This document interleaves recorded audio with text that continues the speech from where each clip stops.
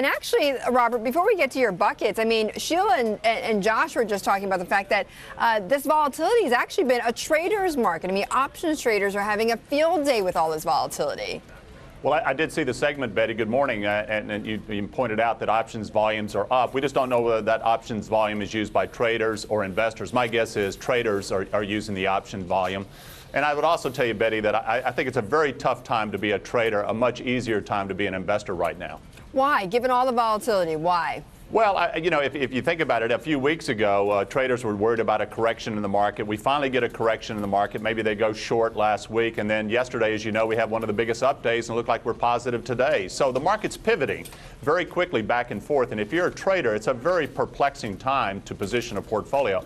Now look at an investor. An investor today, stocks are cheaper today than they were even a month or two ago. I think we were 14 times forward earnings a month ago. Today we're 13 times. If you're an investor, you want to buy good quality stocks at cheaper prices. Today that strategy is in play. It's a great time to be an investor. Robert, it's really been all about central bank option, excuse me.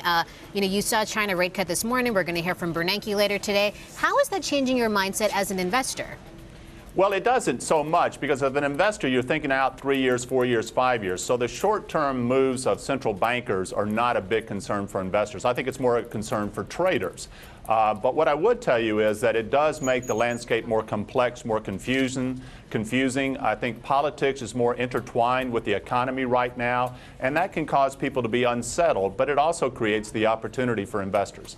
Hey, Robert, it's Josh. Let's talk about your trading bucket. I know you're not a trader, but you'd be selling bonds. What's your thesis there, Robert? How come? Well, yeah, I mean, if you're going to make a bet for the next 3, 5, 7 years, I can't see how you make that bet, generating a 1.5% average annual return in your portfolio. That just doesn't make any sense to me. That's not a good long-term strategy. Even buying the dividends of the S&P 500 will beat that.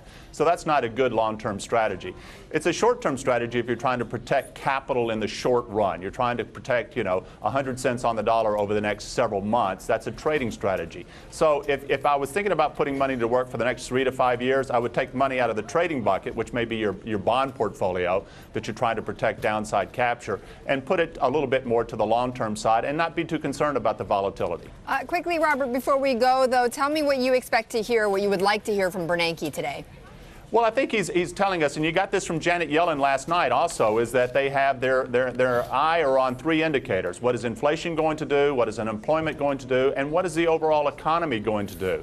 If these are the litmus tests for QE3, we need to be looking at that. And the fact that that's what the Federal Reserve is doing gives me confidence that they've got their hand on the steering wheel and they know how to drive this thing going forward.